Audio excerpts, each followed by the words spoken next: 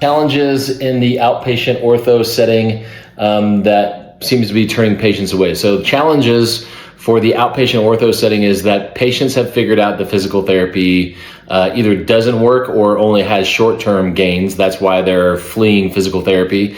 That's why the majority of patients don't return. Not the majority, but I think it's 14% of patients don't return after their eval. And I think it's over half of patients don't finish their plan of care. They figured out physical therapy doesn't work because you guys aren't learning what you should be learning in PT school. You're learning how to take a test instead of how to be a clinician.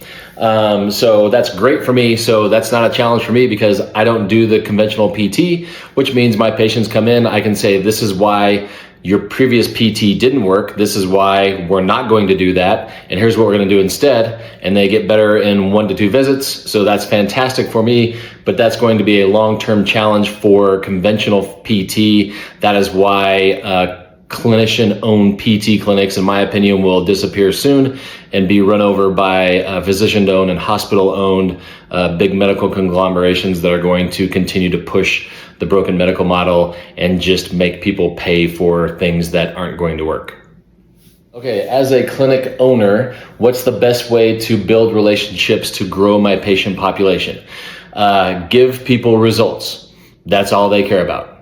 They don't care about my doctor of physical therapy. They don't care about my strength and conditioning certification. They don't care about my OCS certification. They don't care about anything except, can I get them back on the field, back on the pickleball court, back playing with their grandkids, whatever. All they care about is results, period. So in order to do that, what do they care about? They care about this. That is a United States patent that says that what I do is protected and I'm the only one that can do it other than the people that I teach. And that's what differentiates me from everybody else. So if you don't want to follow in the broken medical model, if you want to own a clinic, especially if you're going to go try to own a cash pay clinic, don't waste patients' time with hour-long visits. Don't waste their time and money giving them treatment that they get somewhere else. Differentiate your skill set and offer something that nobody else offers and give them results because that's all they care about. So what sets apart great PTs from average PTs?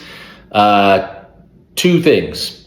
1, the ability to think critically, which they don't teach you in school. So if you're going to become a critical thinker, you're going to have to learn how to do that after you get out of school. School doesn't teach you how to think. School tells you what to think, okay? So you need to figure out how to ask the pertinent questions to get the information that you need so you learn how to think. Because once you get out in the clinic, every patient is coming in for the same root cause of their problem, but every patient is unique and you have to have the ability to think through that, which school is not going to teach you. So number 1, the ability to think critically. Number 2, the ability to apply science. So what else don't they teach you in school? How to apply anatomy and physiology and neuromuscular physiology and biomechanics in a clinical setting. You're not getting out of school to take tests for the rest of your life. Taking tests are over the day you pass your boards. Then it's time to be a clinician. And if you don't know how to apply anatomy, physiology, biomechanics in the clinic, you will struggle, you will fail, you will reach for shiny objects and symptom modification gimmicks and you'll fail. So great PTs think critically, take apart their thinking and treat everybody uniquely and apply the science that you learned in school but didn't. Trends that are shaping the future of orthopedic physical therapy. So the biggest trend is it's going to be dead. Pretty soon, according to me, my thoughts are going to be within 10 years, outpatient orthopedic physical therapy will be dead. What will be left of it will be owned by physician groups and hospitals. Unfortunately, the physical therapists of the 80s and 90s and early 2000s gave away physical therapy to everybody else. So there's nothing that physical therapists own. So anybody can do anything that a physical therapist does with the exception of bill insurance for physical therapy and call themselves a doctor of physical therapy. And patients have figured out that doctors of physical therapy aren't any better than the masters of physical therapy in the 80s. And that's why they don't show up for their follow-up visits. So the trend for outpatient PT is it's going to be dying because we keep giving it away with things like cupping and needling and massage and all that junk. And I don't see any way that we're going to circle back and actually start basing what we do on science, which is what we should have been doing from the beginning. As far as strength and conditioning, that's going to be going through the roof because people have figured out you don't need to go to 7 years of school and accumulate 6 figures of debt to treat patients as long as you don't call yourself a physical therapist and you don't bill insurance. So that's why everybody's going cash and they do everything that physical therapists do without the years of education and the debt. One piece of advice for new grads is to understand that when you walk across that stage and you get your diploma, your work is not over.